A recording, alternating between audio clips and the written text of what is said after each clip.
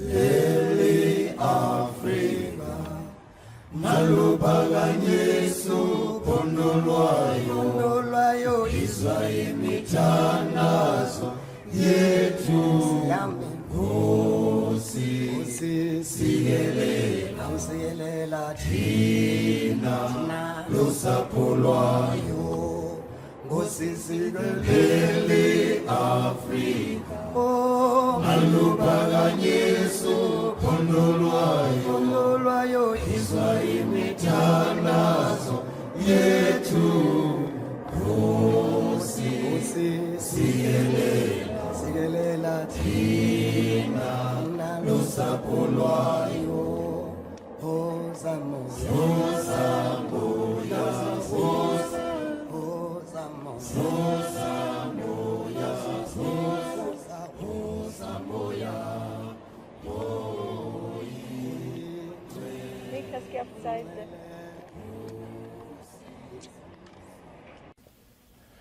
My name is Richmond Bongani Mahlangu.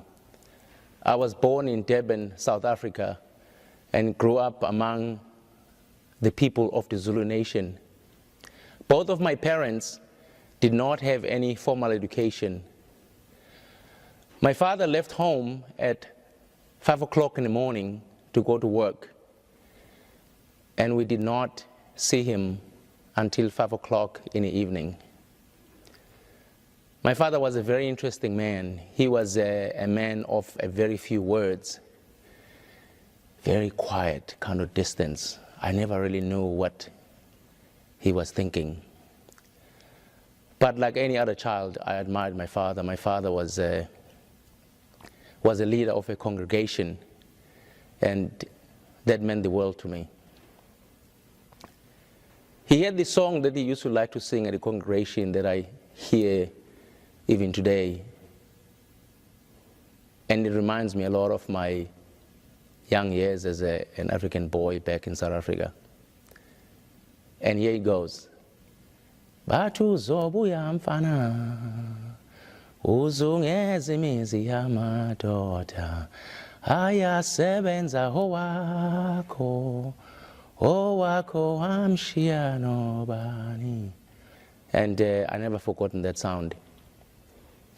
My mother, on the other hand, she was a very quiet woman. She spent most of her days working and cleaning at home, making sure that we had everything that we needed. But most importantly, making sure that we were going to school and doing our chores. My parents stressed three things to us as children: education, religion, and be respectful. They wanted us to be respectful to everybody, especially to adults.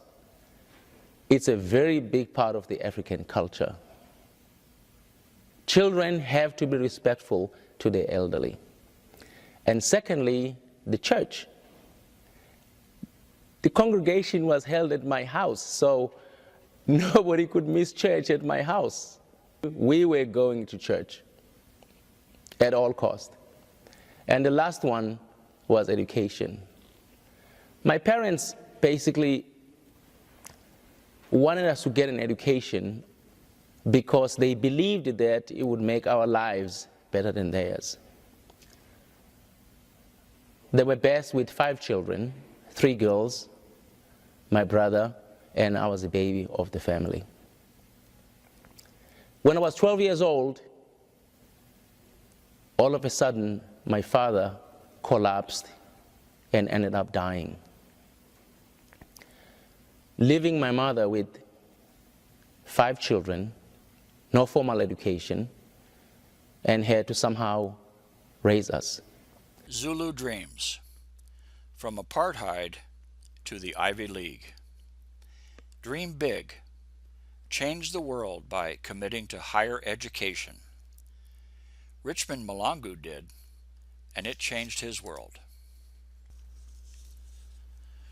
On January 14th, 1964, a young boy was born on what was an otherwise uneventful day into the apartheid regime in the township of Durban, South Africa. His name is Richmond Bongani Malangu, and it was on that day a man whose dreams, combined with his unshakable commitment to attain those dreams, would change not only his life and the lives of his children, but which also provides a real-life example with the potential to alter the course of life for any child anywhere in the world who embraces the dream and is willing to work hard to attain the dream. This video presents a glimpse of the deeply inspiring story of how one man overcame overwhelming odds of crushing apartheid, deep poverty, uneducated parents, and quite literally having no possessions, not even indoor plumbing, yet who decided as a very young boy that he wanted to improve his circumstances and made the difficult choices about which path to take to help make that possible, and then committed himself to make whatever sacrifice was necessary to reach that goal, and be assured there were many, despite the multiple setbacks which cast themselves in his path to the achievement of his dream. Mr. Malangu is 100% convinced that his story of success and how he was able to attain it for himself and later for his children is a path that any young man or woman who is willing to work hard can follow.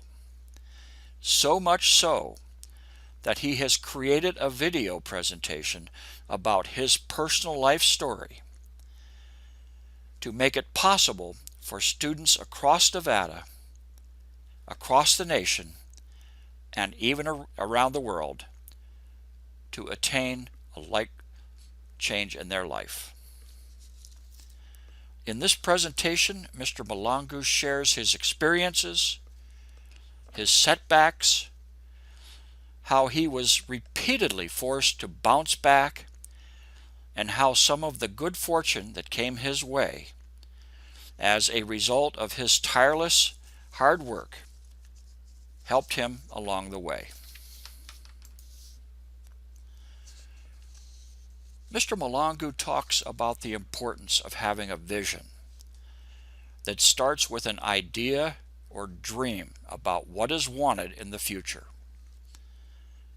The willingness to work very, very hard and to make sacrifices to accomplish that dream.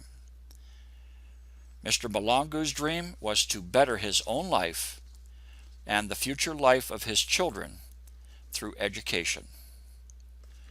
Now, he had to figure out a way to get that education, because growing up under an apartheid regime in South Africa made the task of getting a good education an almost impossible objective. No one chooses the particular circumstances into which they are born. Some are fortunate to be born into great circumstances. Others are less fortunate. Mr. Malangu's story is about someone born into dire circumstances, yet who made up his mind about what he wanted his life to be, formed a plan in his mind, determined what was necessary to attain his goal, and then committed himself to the attainment of that goal. It was indeed against all odds that Mr. Malangu was not only able to succeed in his life, but he also raised his boys to follow his path of commitment, hard work, sacrifice, and perseverance. They too have begun to reap the benefits of that hard work. with his son Nicholas having recently graduated from Harvard Computer Science Department, and his younger son Yannick, who will soon graduate from Georgetown University. Thank you very much. Whose broad stripes and bright stars through the perilous fight, oh, the ramparts we watched were so gallantly streaming, and the rugged red land of the bursting in air gave proof through the night that our flag was still there. So say